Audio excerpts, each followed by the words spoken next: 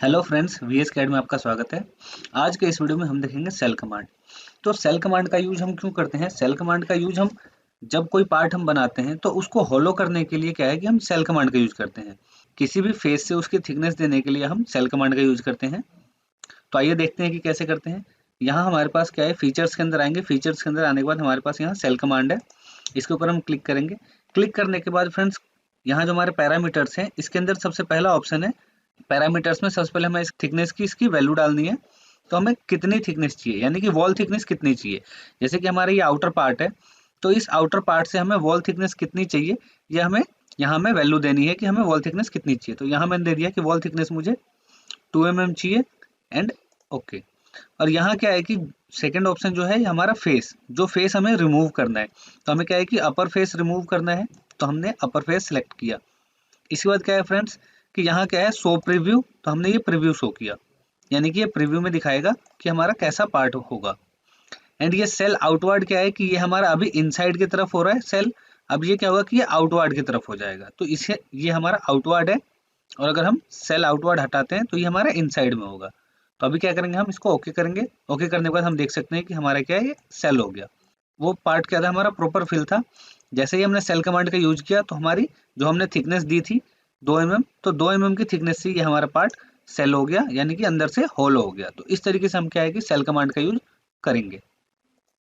इसके बाद फ्रेंड्स, इसमें जो दूसरा ऑप्शन है आउटवर्ड का, हम आउटवर्ड देखते हैं। क्लिक किया आउटवर्ड, ओके करेंगे। जो हमारा पहले था, इससे पहले जो हमने यूज किया था वो हमारा इनसाइड के लिए था, और ये मेरा आउटवर्ड के लिए हो गया। तो इस तरीके से क्या है कि ये हमारा सेल आउटवर्ड यूज होगा। इसके बाद इसके अंदर हमारे एक ऑप्शन है मल्टी थिकनेस। तो फ्रेंड्स, मल्टी थिकनेस हमारा किस काम में आता है? तो मल्टी थिकनेस का प्रॉपर यूज हम तब करते हैं जब हमें क्या है कि कोई एक वॉल या कोई दो वॉल जो होते हैं वो हमारे अलग थिकनेस में चाहिए होते हैं प्रॉपर बॉडी से। इसका यूज हम कैसे करेंगे? तो इसका यूज करने के लिए हमने क्या किया, यहाँ पर हम आएंगे और यहाँ पर आने के बाद हम सबसे पहले फेस सेलेक्ट करेंगे। ये दोनों फेस हमने सेलेक्ट कर लिया। फेस सेलेक्ट करने के बाद यहाँ क्या है कि हमने 2 mm का पूरी बॉडी के लिए हमने थिकनेस दे रखा है, लेकिन यहाँ हम क्या करेंगे, फेस 3 के लिए हम 3 mm दे देंगे एंड फेस 2 के लिए हम 3 mm दे देंगे, या फिर फेस 3 के लिए हम 4 mm का थिकनेस दे देंगे। अब जैसे हम ओके करेंगे, तो ओके करने के बाद क्या होगा फ्रेंड्स, हम देख सकते हैं कि यहाँ जो हमारी थिकनेस है ये हमारी 2 mm की है, और जो हमारा राइट हैंड साइड में है ये थिकनेस हम देखेंगे कि ये मेरी 2 mm से ज़्यादा है, यानी कि ये मेरी 3 mm की थिकनेस है। और यहाँ ये जो हमारी थिकनेस है ये 4 mm की थिकनेस है, जो कि मैंने मल्टी थिकनेस की सेटिंग में दिया हुआ था कि फेस हमारा 3 है ये वाला, जिसकी थिकनेस हमारी 3 mm है। फेस 2 है ये सामने वाला फ्रंट वाला, जो कि जिसकी थिकनेस मैंने 4 mm दी थी। तो इस तरीके से मैं क्या है कि मल्टी थिकनेस का यूज कर सकता हूँ। तो इस तरीके से मैं सेल यूज करूंगा मल्टी थिकनेस के अकॉर्डिंग। तो आइए कुछ और एग्जाम्पल देखते हैं। फ्रेंड्स, ये क्या है कि मेरे पास एक पार्ट है, इस पार्ट को मुझे सेल कमांड यूज करना है। तो यहाँ से मैंने सेल कमांड लिया। सेल कमांड लेने के बाद मैंने इसके अप साइड में लेकर के, और यहाँ 4 mm पर साइड के अकॉर्डिंग मैंने क्या किया, सेल कमांड का यूज किया। Show preview and okay. तो इस साइड में क्या है कि इस साइड में मेरी थिकनेस कम है, जिसके कारण ये सेल कमांड मेरा इसके अंदर से यूज नहीं हुआ। अगर मैं क्या करता हूँ कि यहाँ इसकी थिकनेस कम कर देता हूँ,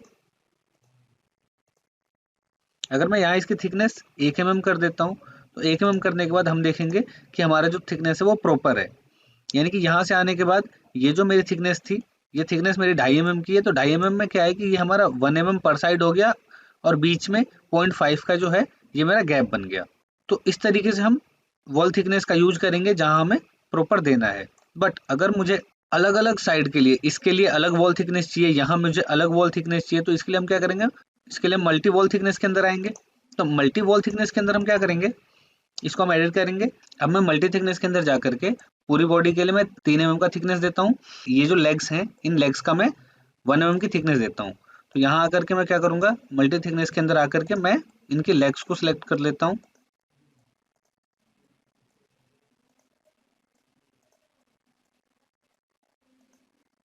और इनका मैं 1 mm का थिकनेस दे देता हूँ। एंड ये जो मेरे राउंड वाले पार्ट है 1 mm का, इनका भी मैं थिकनेस दे देता हूँ।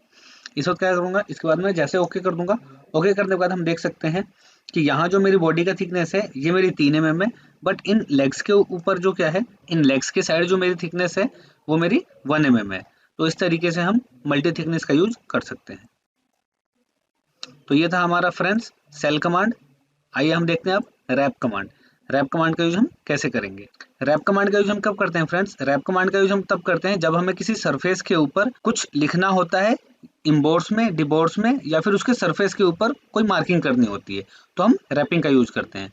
तो रैप कमांड के लिए हम क्या करेंगे, सबसे पहले हम रैप के ऊपर क्लिक करेंगे, जिस सरफेस के ऊपर हमें रैपिंग करनी है उस सरफेस को सिलेक्ट करेंगे।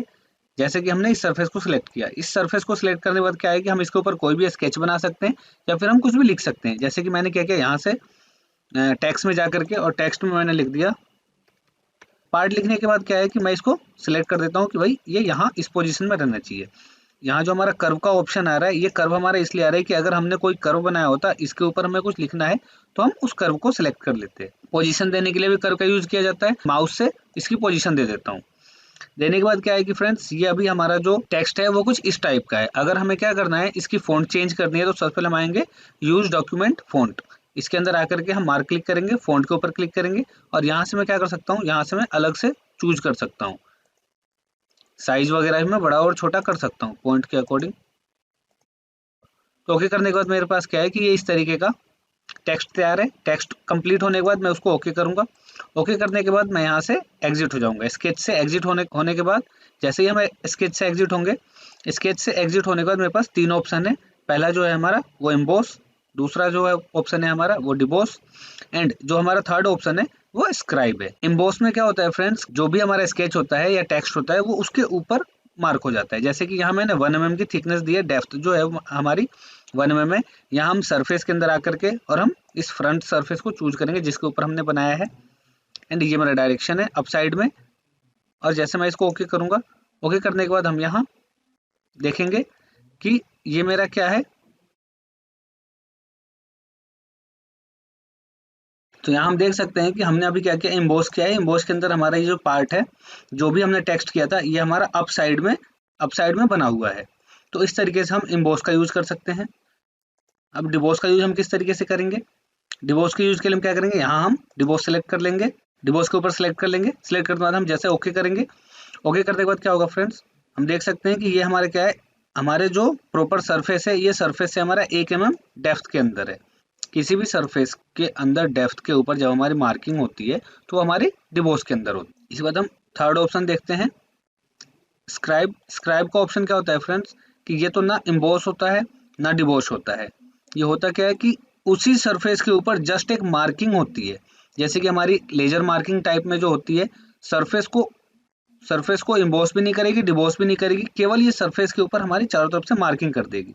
इस तरीके से ये मेरा स्क्राइब है। तो स्क्राइब का यूज हम इस तरीके से करेंगे रैप के अंदर। अभी क्या है फ्रेंड्स कि ये तो मेरा सरफेस है, ये प्लेन है। अगर मेरे पास कोई राउंड सरफेस हो तो उसके ऊपर हम कैसे मार्किंग करेंगे, उसके ऊपर हम कैसे रैप करेंगे, आइए देखते हैं। सपोज कि मेरे पास ये बोतल है और इस बोतल के ऊपर मुझे रैपिंग करनी है, रैप करना है, तो मैं किस तरीके से करूंगा। तो इसके लिए क्या है फ्रेंड्स कि मैं किसी स्केच को इसके ऊपर तो लिख नहीं सकता क्योंकि ये फेस हमारी राउंड है। तो इसके लिए मुझे क्या है कि इसके लिए मुझे प्लेन लेना पड़ेगा। तो यहाँ से मैंने एक प्लेन चूज किया।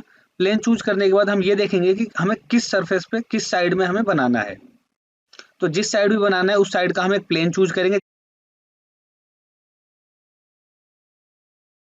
और यहाँ मैं जो प्लेन चूज करूंगा वो मेरा राउंड वाला सरफेस है, इससे थोड़ा सा दूर होना चाहिए। डिस्टेंस दे करके मैं ओके करूंगा। ओके करने के बाद क्या है फ्रेंड्स कि इस प्लेन के ऊपर मैं स्केच करूंगा, या फिर जो भी मुझे राइटिंग करनी है, जो भी मुझे लिखना है, वो मैं इस सरफेस के ऊपर लिखूंगा। तो मैं प्लेन के ऊपर क्या करता हूँ, स्केच करता हूँ। स्केच करने के बाद मैं टेक्स्ट करता हूँ। तो यहाँ मैं टेक्स्ट कर लेता हूँ। बॉक्स के अंदर आने के बाद टेक्स्ट कर लिया मैंने। टेक्स्ट करने के बाद यहाँ जो ऑप्शन है कर्व का, ये मेरी पोजीशन के लिए है, तो मैंने यहाँ पोजीशन दे दिया। पोजीशन देने के बाद मैं क्या करूँगा फ्रेंड्स कि इस टेक्स्ट को मैं थोड़ा सा बड़ा कर लेता हूँ।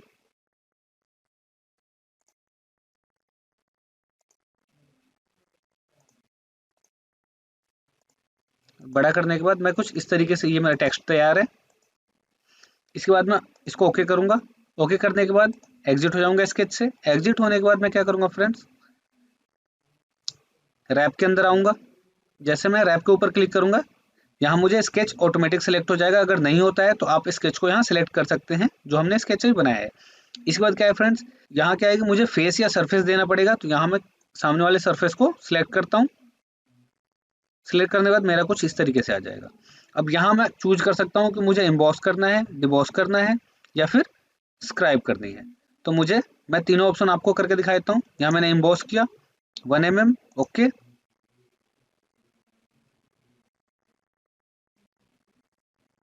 ओके करने के बाद हम देख सकते हैं कि इस तरीके से क्या है कि इस सरफेस के ऊपर कंप्लीटली हमारा बन चुका है।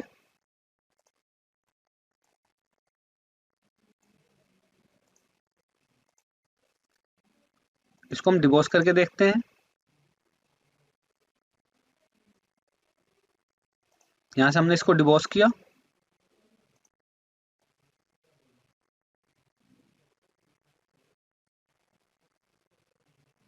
डिबॉस करने के बाद हम देख सकते हैं कि ये जो मेरा ऑप्शन है ये डिबॉस हो चुका है, 1 mm का हमारा डिबॉस हो चुका है। इसके बाद हम थर्ड ऑप्शन देखते हैं।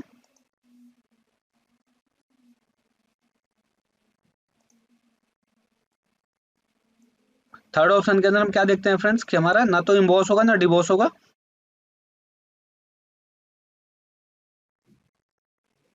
तो यहाँ हम देख सकते हैं कि यहाँ से सरफेस से ना तो ये मेरा इम्बॉस हुआ है ना डिबॉस हुआ है, केवल इसके ऊपर क्या है स्केच है।